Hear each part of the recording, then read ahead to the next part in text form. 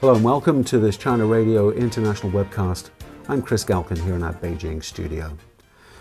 In times of uncertainty or hardship, it's not unusual for people to turn to their family, their roots or their traditions to look for comfort or, of course, guidance.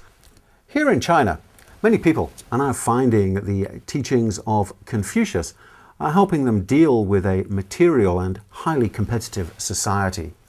And of course, the potential impact of the global economic slowdown. But just how relevant are the teachings of Confucius in modern China? Are his 14th century principles relevant to a 21st century society?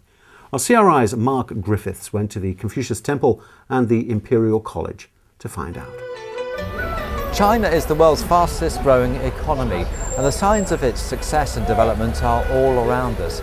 But what's going on inside the Chinese mind while all these changes are taking place on the physical level? To get to the answer, we have to go back in time, back to the 14th century, back to Confucianism, and that's why I've come here to the Confucius Temple. Our search begins at Gaozijian Street in downtown Beijing, where China's past meets the present. This temple is the spiritual home of Confucius, or Confucian, the great 14th century thinker and philosopher in the capital.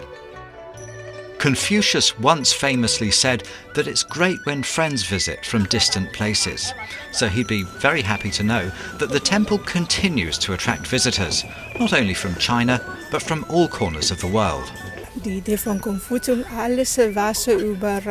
Confucius spoke about principles such as freedom, morality, sincerity, and justice. These virtues are timeless and are always important in our lives. A highlight of the temple is the 700-year-old cypress tree that can supposedly distinguish between good and evil. Legend has it that when a corrupt official from the Ming dynasty was walking past, one of the tree's branches knocked his hat off. If you tilt your head sideways and look closely, you can still see the face of the evil minister. Back in the day, everyone from emperors to scholars to peasants came here to pay homage to his teachings, which emphasized principles such as ruling by morality, filial piety, and discipline. The practice continues to this day. We found graduate student Zhang Zhe giving thanks to Confucius after being admitted into a foreign university. The Chinese attach great importance to Confucianism. If you worship Confucius, it will have a positive impact on your life. However, Confucianism wasn't always as popular in China. During the Cultural Revolution in the 1960s, Confucian principles came under attack for their alleged links to the former ruling class.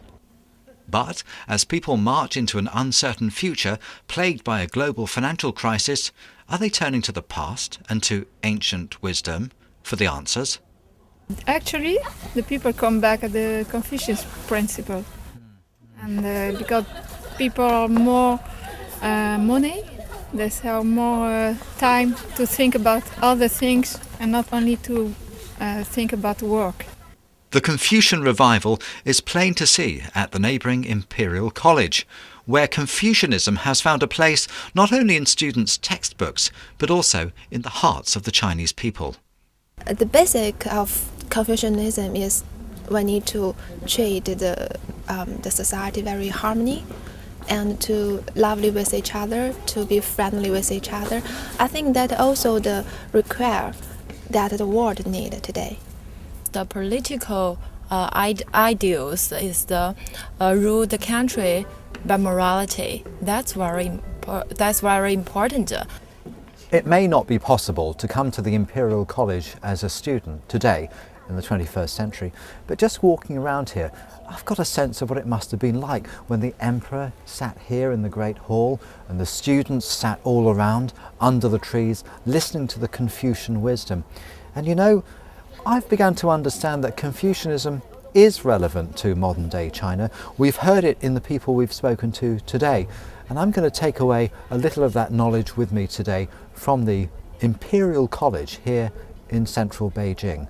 This is Mark Griffiths for CRIwebcast.